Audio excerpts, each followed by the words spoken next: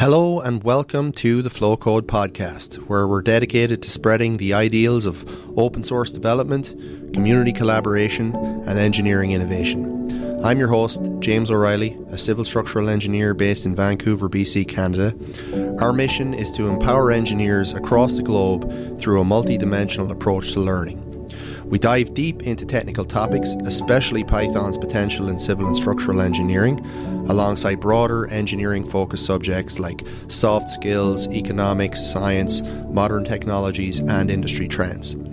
I'm extremely passionate about Python's application in our field, but I want to emphasize that Flocode's overarching goal is about fostering growth and continuous improvement. So we talk about a lot more than Python on this podcast. Check out the Flocode newsletter on Substack for more. The links are all in the description. And with that said, let's dive into today's episode. Hello everybody out there and welcome back to another episode of Flocode. My name is James O'Reilly and today I am very privileged to present my first guest on the Flocode podcast. His name is Jeremy Haile, a very distinguished figure in the world of engineering here in Canada and globally. Jeremy is the definition of an industry leader. He won the 2022 Canadian Consulting Engineer Lifetime Achievement Award. And first of all, I'd like to thank Jeremy for being my canary in the coal mine as my first guest on this podcast. He's about as handsome and gracious of a canary that you could possibly ask for. So just to add some context, Jeremy is a civil engineer with a very broad and diverse background in global mining, water resources and hydropower projects, and his journey began in Rhodesia, which is now Zambia and Zimbabwe, which we will discuss. He attained a degree in engineering sciences and economics in 1972 at Oxford University, followed by a master's in soil mechanics at Imperial College London. He's had a rich career spanning over 5 decades, and Jeremy has been a pivotal force behind NIPSOL Canada, which is where I work. Now he's semi-retired, but he does continue to assist on a lot of our major projects, chipping in with advice and ideas whenever he can, because he still loves it. And today we talk about his career and some of his perspectives on engineering, and he shares some of the lessons, tools, and philosophies that have guided him along his path. Jeremy's insights have shaped the industry as a whole and the careers of many engineers, and above all of that, he really is just a pleasure to talk to and hang around with. I'm very, very grateful for his time, and I hope that wherever you are in the world listening to this, that you can take something away from today's rich discussion. Before we even start, I'll just explain what this whole experiment is all about. Yeah. So, doing an experiment like this where I get to talk to people that have had great experience, like this is a perfect excuse for me to ask you a bunch of questions about your career and for me to learn and for you to share stuff that you wish you had known years ago. And I don't know how often you get to sit down and tell other engineers that kind of stuff. Probably not as often as you would like. Yeah. And that's why I'm doing this, because it will stimulate my own growth, and I can share it with other people who, like, I wish there was something like this when I was younger, starting out as an engineer, to understand the perspectives of more experienced people. Right. So that's kind of the overarching goal of this. Well, tell me a little bit more about yourself, because we haven't had this sort of long chat ourselves. So where did you, what got you into engineering and where did you study and how did you end up here? Well, I grew up on a farm in Ireland and you know what, I'll just do a quick introduction because... Okay. Hello everybody, welcome back to the Flocode podcast. I got a fantastic engineer on board today and his name is Jeremy Haile. And I won't get too deeply into his background other than to say he's had an incredible career, and we'll dig into some of the details as we chat. So welcome aboard, Jeremy. Thank you, James. So you were asking, I grew up on a farm in Ireland, and my dad said, you need to get into engineering because you never stop criticizing the ways that we do things here on the farm. Mm-hmm. So maybe you need to get paid for that instead. And I had actually originally wanted to do journalism, which is like a weird coincidence. And ended up getting into structural engineering, and then I just I loved it. Right. I loved the mechanics of it, the materials. Right. It's fascinating, and just physics in general. I love that stuff. But you are... So where did you study? Edinburgh Napier University. Right. And that's where I got my my civil engineering undergrad, and then I did a master's in advanced structures there. In Edinburgh as well? Yeah. And how did you end up here? How did you get here? Moved straight away to Vancouver to snowboard. Mm-hmm. And then after a year, I started working at Clone Crippenberger, doing all sorts of heavy civil bridge work. Right. I was there for 8 years, almost 9 years, and then I came to Knight Piésold. Okay, good. I've been here just over 5 years. Right, good. And what about you? You started in geotech? Well, I actually started in, I did let's just go back a little bit. I got into, I was very fortunate in terms of where I grew up. It was Central Africa in the 1950s and 60s. A lot was happening. So, my early days, I actually grew up on a mining town that was being built around us. So my dad was the district commissioner and working for the government, the provincial government there. And I saw all this construction going on all around me. And this is when I was sort of 3 to 6 years old. Yeah. From 6 to 9 years old, I lived on the edge of an active mine, and we used to go playing on tailings dams. That was our playground. Yeah. So I got to walk on drying tailings beaches, and I could tell whether they were what the strength was and whether there was a risk of sinking. So yeah. We got to feel that from very, very early days. Dam safety assessments. Yeah, and then I was sent away to boarding school. We went by train from somewhere in northern Rhodesia, as it was then, to Bulawayo in southern Rhodesia. I did that for 11 years and crossed the bridge at Victoria Falls. There was large hydro schemes being built. There was Kariba Dam under construction at that time. We used to have newsreels at school every week on construction of Kariba. Yeah. Which was fascinating stuff. Yeah.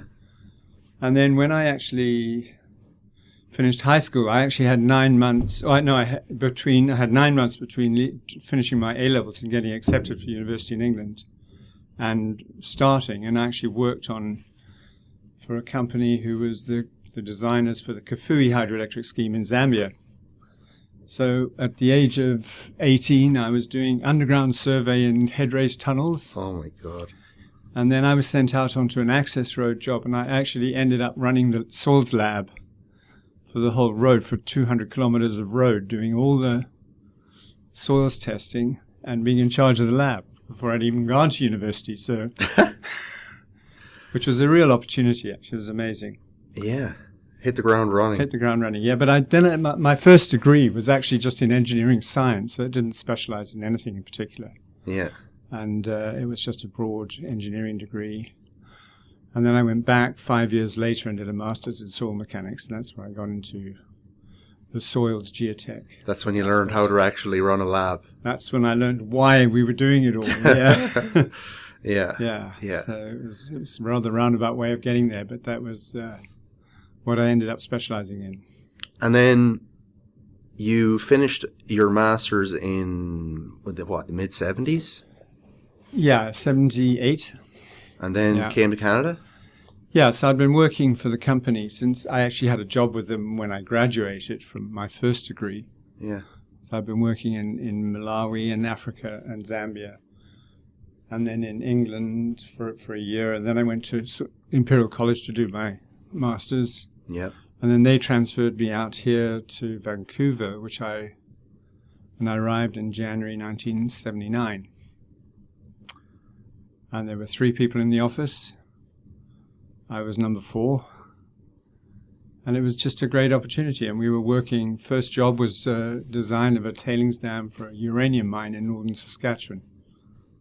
So that was interesting because, learning about cold regions engineering in practice. I mean, I'd done some of that at Imperial College, but I hadn't actually experienced it. There's so many things to consider that you almost have to have the experience. It's difficult to learn about it.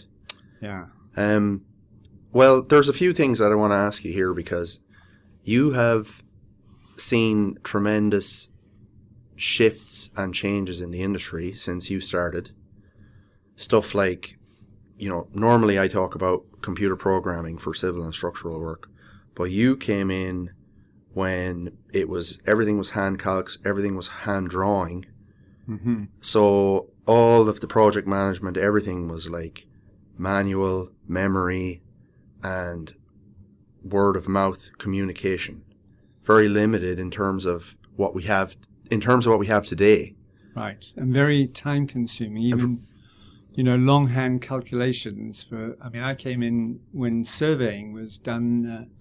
All the survey calculations we did on the construction sites in Africa where I was working. We used big books of logarithm tables to do the calculations.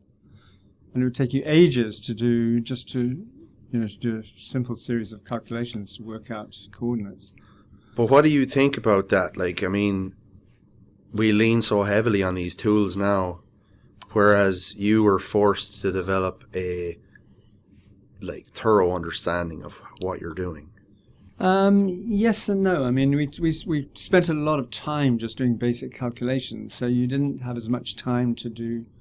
It was very hard to do sensitivity analyses because that would take you an inordinate amount of time just to change various parameters. You'd have to go back to page 1 of maybe a 20-page calculation exercise. Yeah. So you have to pick your shots very carefully. You've got to be very careful getting the right numbers to begin with. And you don't have as much time to reflect on the real meaning of what it's all about and what you're doing and the different aspects of the job. Interesting. So it was a lot more limiting in terms of what you focused on. Yeah. So depth of understanding rather than breadth almost. Right. I mean, doing a stability analysis, Bishop's method of slices was new, but to do one slip surface might take you 3 or 4 hours of calculation. Wow. One. And you had to choose it in advance, and you're not necessarily going to choose the most critical one first, of course. You wouldn't know until you'd done several of them, and that was could have been a week of doing a dozen different slip surfaces. Whereas today you would do that in what, half an hour? Yeah. And you do hundreds in half an hour and come up with a critical one. Well, the computer would choose the critical one for you. Yes. Yeah, exactly. You're just entering in geometry and parameters. Right. And it takes care of the rest. But I still believe that the reliance on commercial software is increasing all the time. And people lean so heavily on it. And if you were to dig into, what's the software doing or what's going on, a lot of people, they don't know. And even the support teams don't know when you contact these places. So it's a double-edged sword, I think. Yeah, so I think that, the beauty of all the experience you get doing multiple different calculations over time and seeing everything is that you can tell, looking at say something that's done today, is it in the right ballpark? Yeah. Is this believable? Yeah. There's a great quote. I do a lot of jiu-jitsu and grappling, and there's a great quote from a coach. His name is Jean-Jacques Machado, and he said, to use a little, you have to know a lot. So I think that's a good analogy of what you mean. You've got to feel a sensitivity, a feel for it, but you can't just learn that. That takes years of experience. Right. And seeing lots and lots of different situations and actually experiencing failures as well, seeing when things have gone wrong. So that's something I want to ask you about. But before I do, something that I always want to ask people is, if you had to summarize your life philosophy or your engineering philosophy in 1 or 2 sentences, how would you do that? That's always a difficult question. Yeah. But I try and, being honest about it, it's doing what I really enjoy and having fun doing it. Yeah. Which is not always possible. Not always possible, but that's what I strive to do. But that's the objective. Yeah, yeah. I think With that's a people good I one. enjoy working with. That's very similar to mine. Yeah. Mine is, I'm the happiest when I have momentum, and I feel like there's momentum and growth, but I always am trying to nurture the connections with the people that matter the most to me. Mm-hmm. So those, like family and friends and things like that. Right. So quite similar.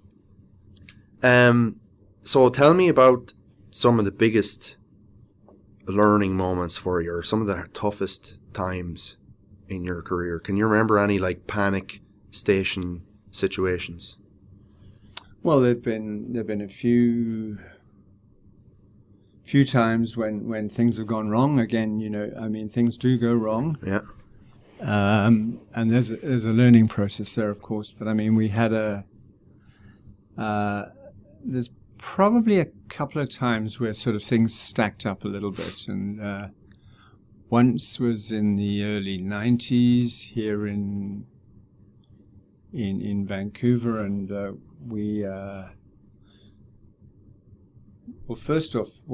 just to get the order right. Yeah, we'd worked on a project, a tailings dam in Guyana, and there was a failure down there, and we had done the first design, and then we'd actually gone in for bids for ongoing engineering services, and we had lost out to Golder Associates, and so they became the engineer carrying on. But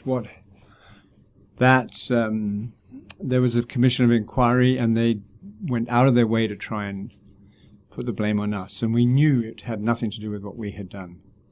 So we had to fight a big rearguard action there to sort of try and get our word out, which wasn't that easy at the time. Just about the same time, one of the first small hydro schemes we'd done was being commissioned. It was on Scuzzy Creek up near Boston Bar. Yep. And an anchor block on a penstock gave way, and the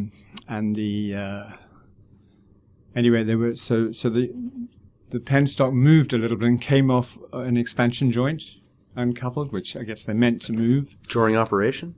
No, just commissioning. But what it meant, water was just pouring down the hillside from this open penstock. Fortunately, there was a check valve in the system up above, so it stopped it after a little while. Mm-hmm. But it caused, that was an early morning weekend telephone call, which wasn't very much fun to get, and headed up there to have to see what had happened. And so balancing those two things happening at the same time were kind of pretty significant for a small office as we were here at that time. Mm-hmm. But learning from the experience. I mean, one on the first case, the tailings dam failure was never be shy to get your story out quickly. And most people, only first impressions. You only get one chance to make a first impression, is the saying. Mm-hmm. And what people hear initially is what they tend to remember. Interesting. On the second one, on the Scuzzy Creek one, it was a very, very simple case of not people. The person who did the structural design for us then just missed something and didn't think he needed to get proper reviews done, and so that was a complete failure of our quality assurance in the office, which was a big wake-up call. And it would have been so easy to avoid. It was just in his calculations, he missed one particular force off the force diagram, whatever you do as a structural engineer, and that caused the anchor block to buckle. Huge thrust loads on penstock bends. Absolutely, yeah. But this was an unsupported vertical bend in space, where in fact the horizontal thrust on that bend gets transferred back to the anchor block up above it. And because there wasn't anything else there, he just assumed it was kind of a floating pipe. Mm. And I think that's probably not it may be a conceptually a hard thing for some people to visualize what forces are there. Yeah. But anyway, so but our problem, our deficiency was we didn't have the right checks and balances in place. And so that presumably led you into the development of what we now have, which is an incredibly robust internal management system. Yeah. I mean, it was one of the many things that led us that way, but certainly it's been my mantra always that, things go wrong where people work in isolation, where they think they don't need something to be checked. Yeah. And if you don't have, even if it's the most trivial thing, if it's, everything is worth checking and everything, engineers tend to be a little private perhaps of what they're doing and maybe even a little shy of asking people to check things. Yeah. And that's when things go wrong. Yeah, that's definitely true. And even just from an oversight perspective, it's kind of hard to know, if you give me a task to do and I do it, like how deeply do you check everything? You go through, you spend a bunch of time, because we don't have unlimited budgets. So Right. you have to pick and choose the checkpoints and the milestones of what makes the most sense. Yeah. It's always a challenge, I find. Yeah. Yeah, and in those days, I mean, this was we were doing the design on it was a fixed price design build for a contractor, and we had actually brought in the contractor to do this, so there was kind of almost like an obligation to make sure everything went very well on this job. Yeah. But we had a very minimal budget to design the whole thing. Yeah. So no science projects allowed. Get it done quickly. Yeah. So those were big learning experiences. Yeah, definitely. And it's interesting how those, you remember those a lot more clearly than perhaps the stuff that just went really well. Yeah. I mean, it's wonderful when everything goes well. And no, I mean, I do remember those. There's been some fantastic occasions when things have gone well. Yeah. So now that we have the negative memories out of your system, what are some of the things that you find the most fulfilling about the role of an engineer, more so than the industry, or just like the role that you've had on projects? What do you find the most fulfilling part of it? I mean, I've always loved physical geography. That's been my sort of thing growing up, is walking in the bush, climbing hills, climbing mountains, following rivers. Where do they go? Why do, Yeah. Where does everything end up? Which ocean, Yeah. Things like that. So the physical layout of projects is something I really, really enjoy being involved in an early conceptual stage. Yeah, me too, yeah. And, and I just, sometimes I have to pinch myself when I feel, I'm flying around BC in helicopters looking at potential hydroelectric sites, and I'm getting paid to do it, and I just couldn't believe my good luck. Yeah. But that's certainly one thing I'm really passionate about is kind of layouts and geography. Yeah, me too. It's like a blank canvas. And yeah. Especially at the beginning, because it's wide open. The best idea wins. This is what you've got right here. Like, can you utilize the landscape in the best way? Yeah. Where are the materials going to come from? How's it going to fit together? It's absolutely the most fun part. Yeah, absolutely. But then following it through to fruition and actually seeing things get built. I mean, that is the other really important thing of engineering to me is, it doesn't end up as a report on the shelf. Of course, we do lots of those, but a lot of things get built. That's the satisfying part. I remember a guy told me once, the best engineering you'll do is the stuff that never gets built. And it's like, it's good for learning, but you can't. Yeah, it's not battle tested. Yeah. You need to get it out, and it needs to be built. Right. Well, we've been lucky in that respect. There's a lot of things we've done in this office that do get built. Yeah.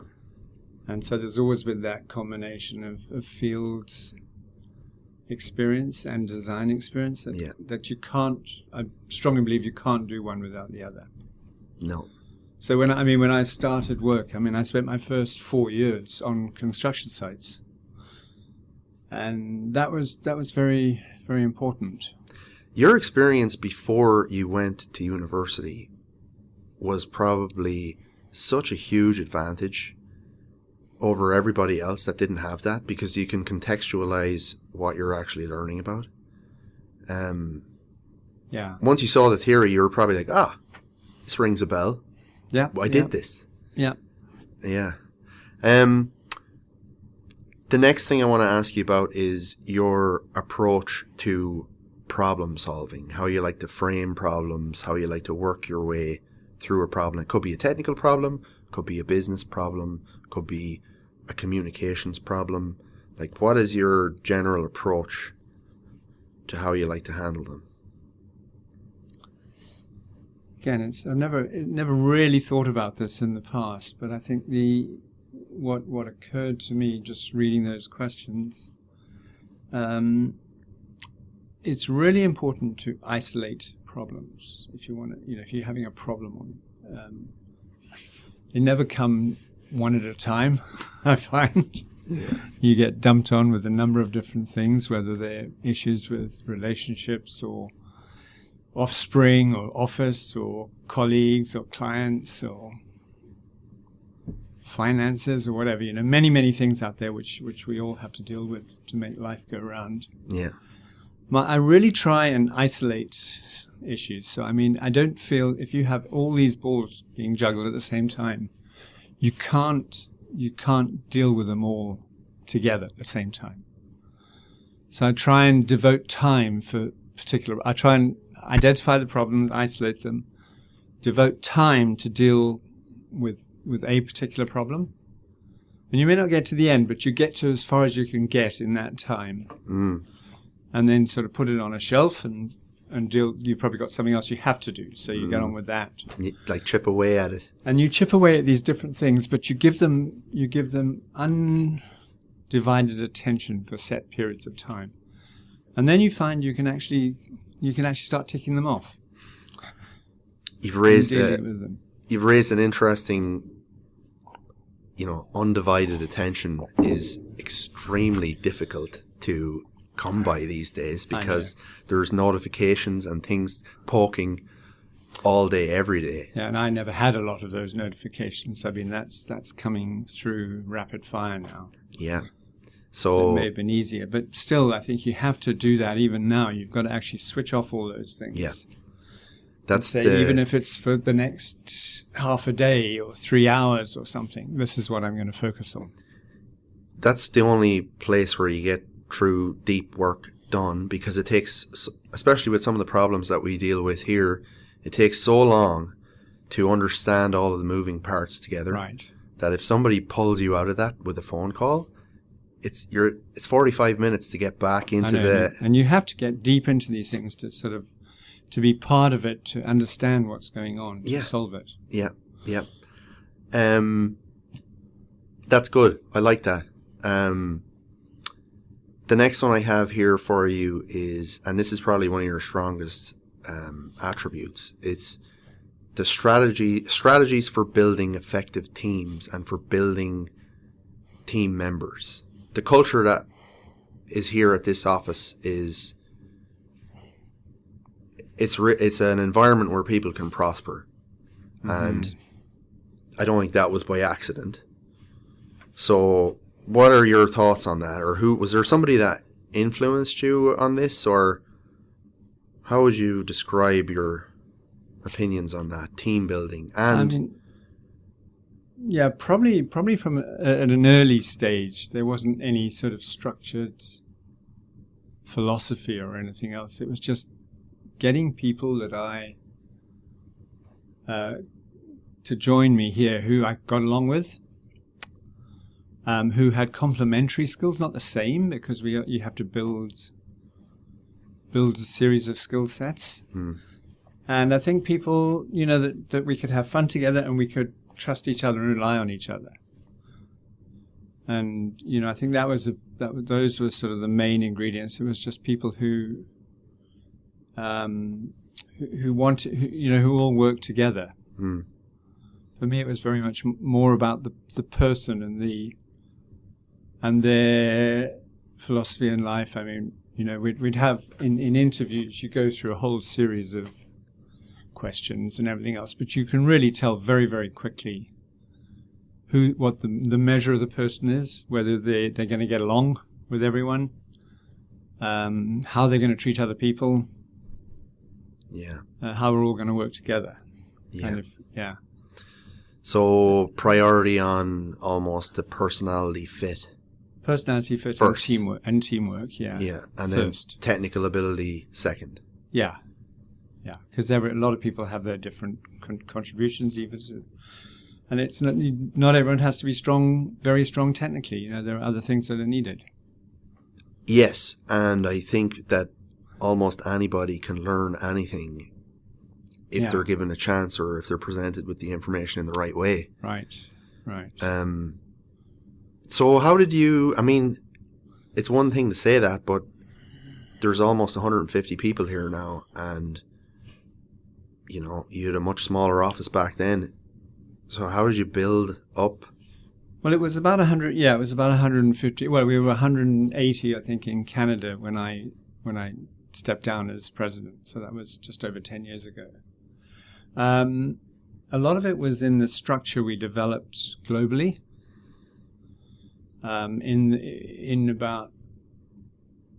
Let's just back up a little bit. The company had been around, it's been around for 102 years now, and it started off in Southern Africa, but it was always a series of partnerships, which was how consulting engineers worked in those days. Yeah. People got invited to join. There was very little interaction between the partners and the troops, as it were. And then when different companies started being set up around the world, and individuals were sort of chosen to participate in those, but it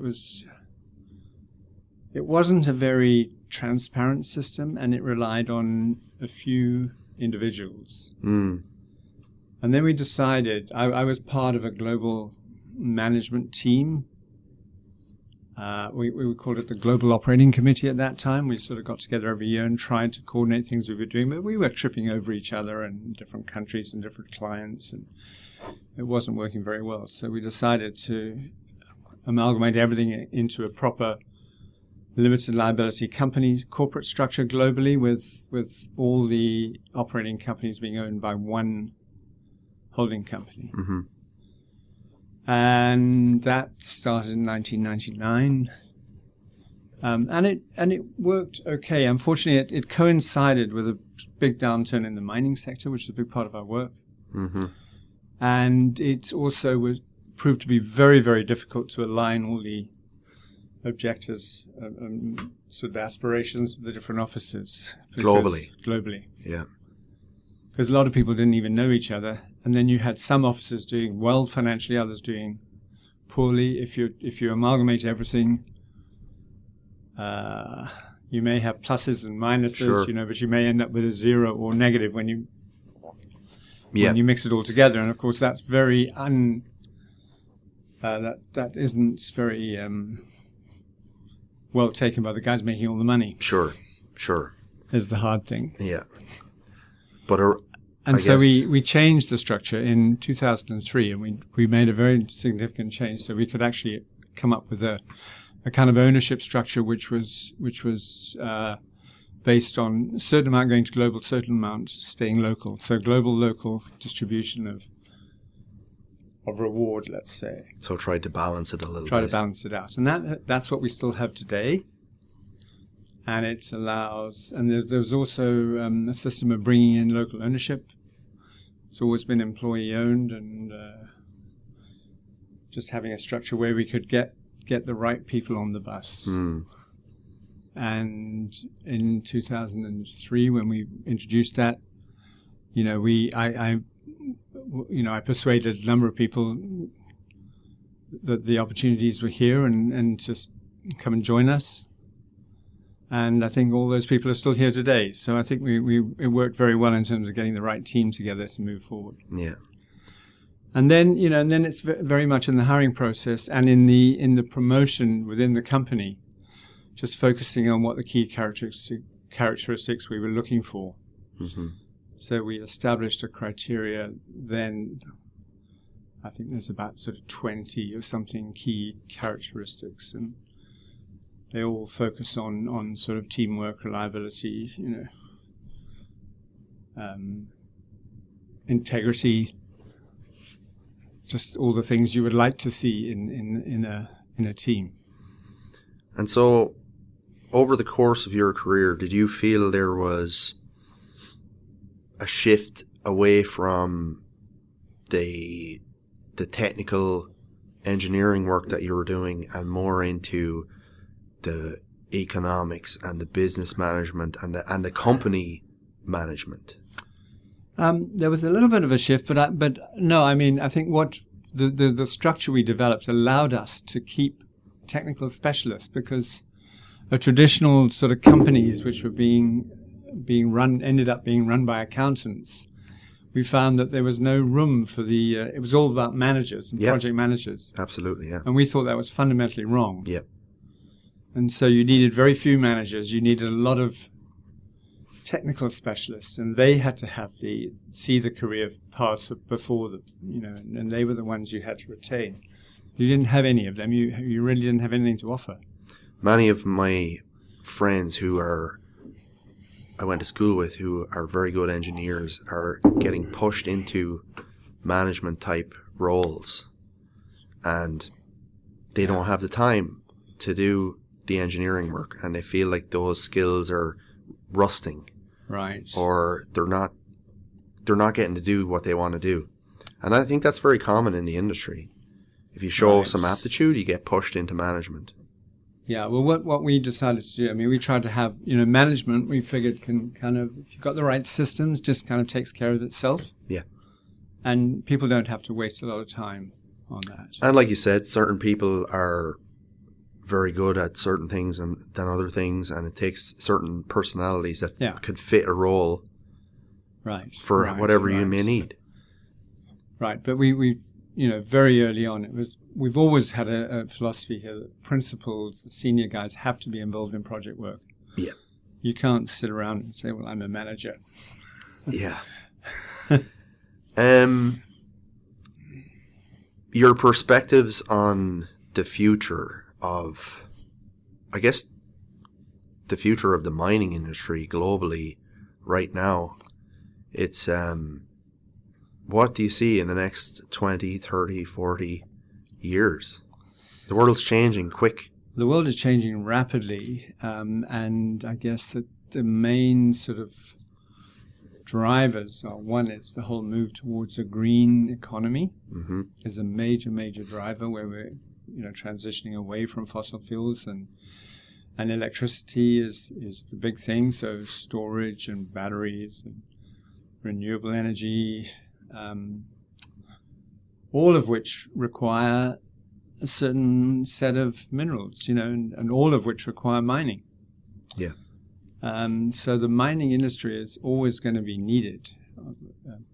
The other sort of big sort of side venture here is AI, and I'm not quite sure how that's going to fit in, but that's going to have a major impact as well on what we do. Yeah. But I sort of see that more as a sort of philosophical thing than a physical change, although maybe, AI will be used to do a lot of design work and conceptual development and things like that in the future. Yeah. But mining, I think, is going to be needed. Mining itself will evolve. There's a lot of automation in mining happening now. Yeah.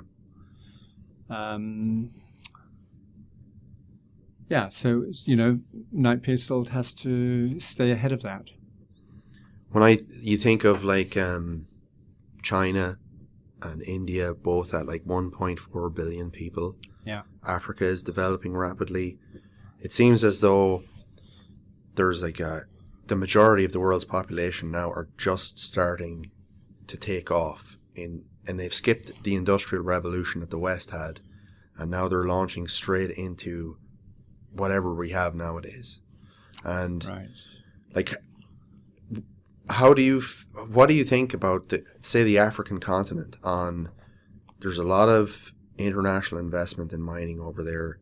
Like, how do you see African nations progressing over the next 50 years? It seems like it's ripe for just huge development.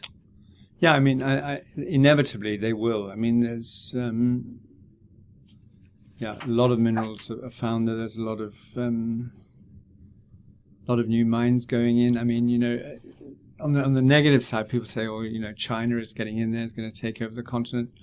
It's not actually what you see on the ground so much. There's a lot of different companies doing business in all over Africa. Africa has its sort of a strange anomalies there because they jump certain development steps, you know. There's some of the biggest users of cell phones from an early time. I mean, that was one of the huge markets there. But nobody ever signed a contract. You actually just bought minutes as you went along. So everyone got involved in the cell phone business. The little kids were selling books of minutes at traffic lights. Yeah. And they're way ahead of anyone for internet banking. Really? Well, banking on your phone. So, I mean, you know, I've got a friend in Zambia who's in farming. All his staff, their wages go straight to their phone at the end of the month, and they pay by phone. And they don't have bank accounts. Yeah, and things like that. You know, they're quite good at these technology jumps. And I think solar energy there is just going to make a huge impact to lives in Africa in the next few decades. I think that's what I mean by saying, like, these developing nations have essentially skipped the Industrial Revolution, because if you have a smartphone now, suddenly your access to information is unlimited. Yeah. And yeah, like you say, there's so many systems available to them now, and I guess they just need to get to build the infrastructure. Right, and I think they're not going to be building massive sort of power plants in one place. It's all going to be very distributed, and a lot of reliance on renewables. We don't do any business in China. Is that on purpose, or has there been efforts? I spent 2 or 3 years trying to get involved in various projects in China in between 1999 and 2002. Yeah. And it's I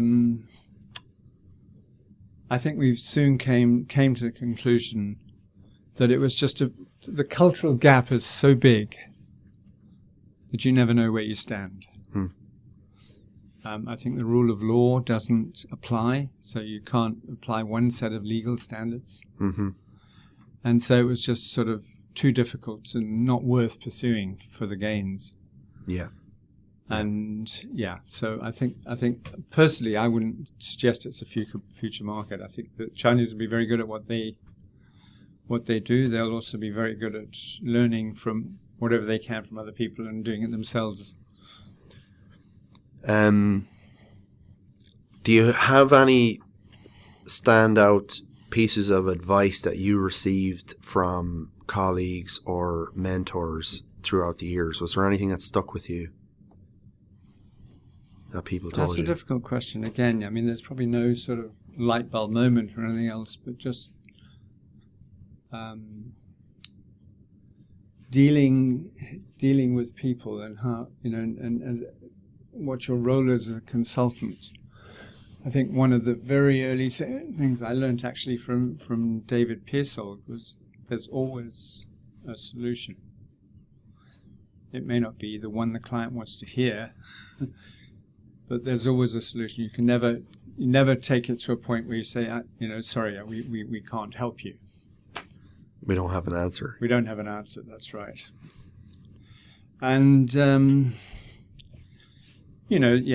so in other words, don't keep your blinkers on. Don't think that all you're being asked to do is design this? There may be other things you can offer or ways you can help. Yeah, I was telling my wife last night about, I can't remember what it was, some recent Buddhist philosophy thing that I was reading where it's like every time you hear some bad news or some sort of challenging situation, you just say yes and just accept and yes to everything. Right. So, not to be a yes man, but yeah, I think I know what you mean. Be ready with something. Be ready with an answer. Yeah, be ready with something else. Have an option. Yeah. Okay, we're getting close to closeout time here. The final thing that I want to ask you is, well, I have two things remaining. The first one is, if you could go back and give advice to yourself as a younger engineer, or you could give advice to younger engineers now coming out of school, like what are the things that you would want them to remember that would help them throughout their career? I think the biggest thing that I wish I had done more of when I was younger was ask questions. And essentially, ask the question, show me, or can I, can you just show me again how you got to this answer? Mm-hmm. Because I think, there's a lot of assumptions that people assume that you know things and you don't, and you're too shy to ask, to sort of for fear of that you're giving something away. Yeah. And I wish I'd had the courage to ask more. I think that's very common for everybody in engineering because you're supposed to know how to do things. Exactly. That's the job. Exactly. People used to turn to me and say, well, what's your opinion? Well, I was probably the least qualified in the group to give an opinion. Yeah. Yeah. That's really good. I wish I'd asked more questions too. I mean, sometimes I regret asking questions because the answers that I got were like, oh God, I wish I didn't open this can of worms. But you're right. That's a good one. I can't think of anything else offhand. I mean, I always just sort of, anything for a younger, put your hand up for every opportunity. You don't know when another one's coming. What about for the younger, can you remember the younger Jeremy Haile, like what your expectations were or what you were thinking when you came out, when you started working? Like if you look back now at that guy, would you have any suggestions for him? Like, don't take this personally, or relax, take your time. Like, did you put a lot of pressure on yourself when you were a younger engineer? I don't know. I don't recall anything. I mean, I was, again, it was a good time for us in terms the world was our oyster. Yeah. I could have gone and worked on projects anywhere. Yeah.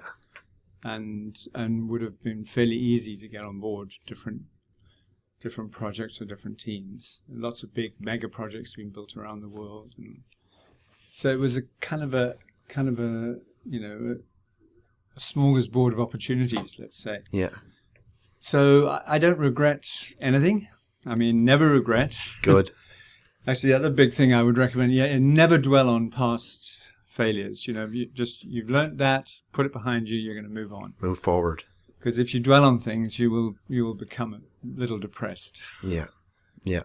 Make the most of all the opportunities. If people are asking for somebody to stick their hand up to help, even if you're not sure you got the right answer, stick your hand up. Yeah.